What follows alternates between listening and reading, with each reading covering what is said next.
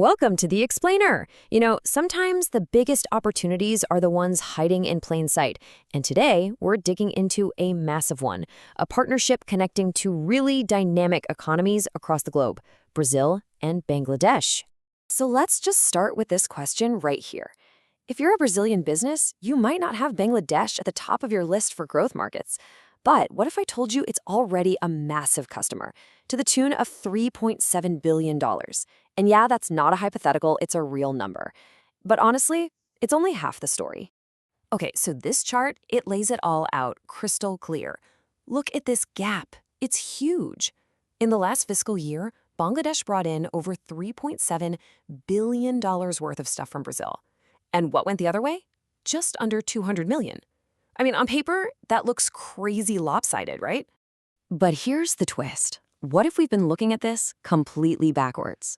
The whole point of the analysis we're digging into today is that this isn't a trade gap that needs fixing.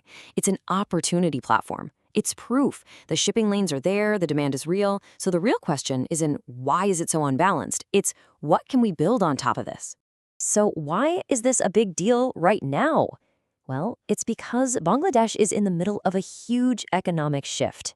The old story you might have in your head about the country, it's getting old, fast. And this slide really shows you what I'm talking about. For decades, when you thought of Bangladesh, you probably thought of two things: garments and low-cost labor. Fair enough. But the reality on the ground, the 2026 reality, is so much more. We're talking about a much more diverse economy. Think ICT services, pharmaceuticals, serious industrial growth.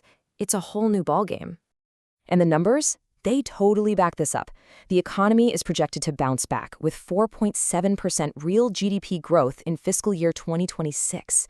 Now, that's not just some dry statistic. What that number really says is confidence. It signals a recovery built on smart reforms, and that's exactly what you want to see as an investor looking for a long-term play. And here's what that diversification looks like in real life. Yeah, of course, garments are still the heavyweight champ, making up more than 81% of exports, but look at these other pieces of the pie. Footwear, ICT, pharma, they're not just there, they're growing. And that's the key. That's what opens the door for a much, much bigger partnership with a country like Brazil. Okay, so this is where it gets really practical. Where can Brazilian businesses actually plug in? What are the biggest, most obvious entry points? Let's get into it. This analysis points to 6 key areas where Brazilian know-how and Bangladeshi demand are a perfect match.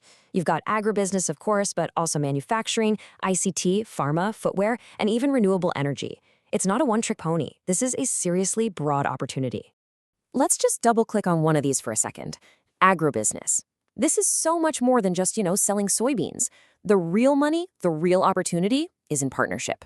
We're talking about building out entire supply chains for feed, creating modern cold storage, sharing food processing tech, even helping with complex stuff like halal compliance and quality testing. It's about going from being just a supplier to being a core partner in their entire system. All right, but let's be real. Any market with this much growth is going to have some complexities. You can't just jump in blind. So a smart investor goes in with their eyes wide open. Let's talk about how to manage the risks and maximize the reward. And this really gets to the heart of it. The secret sauce? It's local expertise. I mean, this quote says it all. Having partners on the ground who get the market and can offer hands-on support, that's what makes or breaks a deal. It's the difference between a good idea and a profitable business. You can't just run this from a spreadsheet thousands of miles away. And this is where a smart strategy comes in. Look, nobody's saying it's risk-free. The point is that the risks are known and they're manageable. Worried about policy changes? Use the dedicated economic zones. They have their own clear rules. Worried about currency fluctuations? Use financial tools like indexed pricing to hedge your bets. Worried about operational headaches? You stage your investment and bring in third-party auditors. See? For every risk, there's a proven, smart way to mitigate it. Okay, so this has all been great information, but what do you do with it? This isn't just theory. The analysis we're covering actually gives us a clear, step-by-step plan to turn all this insight into impact, like right now. And here it is, your 90-day action plan. It's super simple. Step 1, get your teams together and form working groups for those top sectors we talked about. Step 2, start the matchmaking process. Do your homework, find the right local partners. And step 3, come up with 3 to 5 actual concrete deal ideas. This is how you go from talking about it to actually doing it. So let's wrap this up. What we've seen today is that the opportunity is real, the growth story is solid, and there's a clear path to get in.